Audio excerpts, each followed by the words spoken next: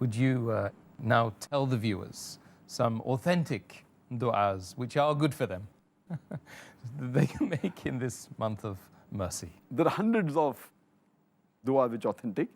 And if you can refer to the book, Fortification of a Muslim through the Supplications from the Quran and the authentic Hadith, it's a book published which has more than 100 du'as.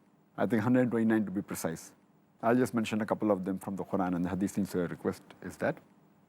The most general dua, which is there in the Quran in Surah Baqarah, chapter number 2, verse number 201, is Rabbana atina fid dunya hasnatan wa fil akhirati hasnatan wa qina azaban nar.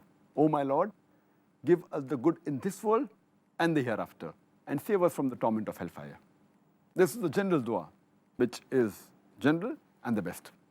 There are various other du'as given in the Quran, and the du'as of the Quran are the best because this is the words of Allah subhanahu wa ta'ala himself. Allah says in Surah Al-Imran, chapter number 3, verse number 8, Rabbana la tudhi qulubana ba'd iz hadaytana wa hab lana min ladunka rahma innaka antal wahhab. Which means, O Lord, let not our hearts deviate after thou hast guided us. And grant us mercy from thy bounty, for thou art the granter of bounties.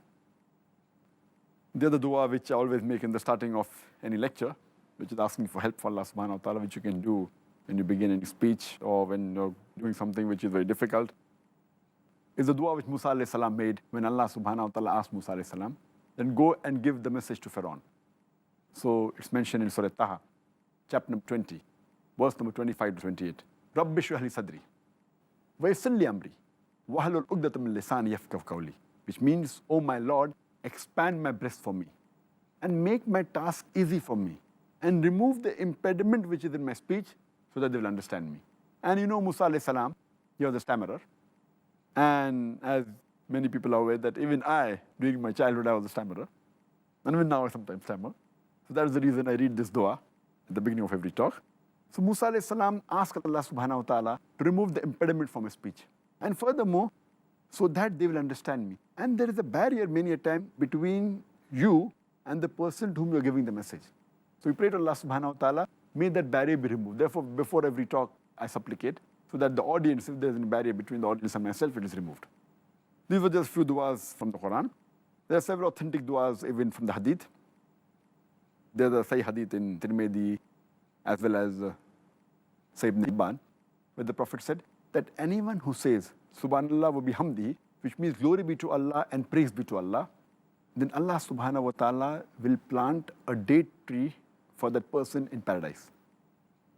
The other hadith which is there mentioned in Sahih Muslim, book of Fiqh, hadith number 6509, where the beloved Prophet ﷺ said that anyone who says Subhanallah wa bihamdihi, glory be to Allah and praise be to him, if you mention 100 times, there's nothing more excellent for him on the day of judgment, on the day of resurrection. Nothing better than that. Except someone who says similar words or someone who says something better. A similar hadith is mentioned in Sahih Bukhari, volume number 8, hadith number 6405, where the beloved Prophet ﷺ said that anyone who says Subhanallah wa bihamdihi, glory be to Allah and praise be to Allah 100 times, his sins will be forgiven. Even if his sins are equal to the foam of the sea.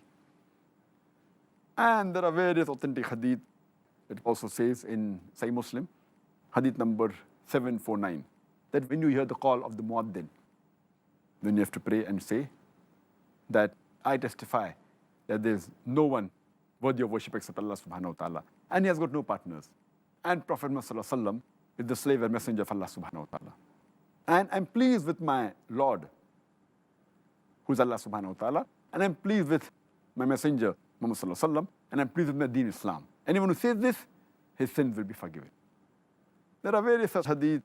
For example, after the Salah obligatory prayers, we say Subhanallah, we say Alhamdulillah, we say Allahu Akbar. If you say 100 times, then your sins will be forgiven. There are other hadith, like after the obligatory prayer, we say Allahumma anta salam wa minka salam, tabakta zal wal ikram. And in traveling, when we board any vehicle, any plane, any car, etc., dua which our Prophet has said that Subhanallazi sakhkhara lana hadha wa ma kunna lahu muqrinin wa inna ila rabbina munqalibun.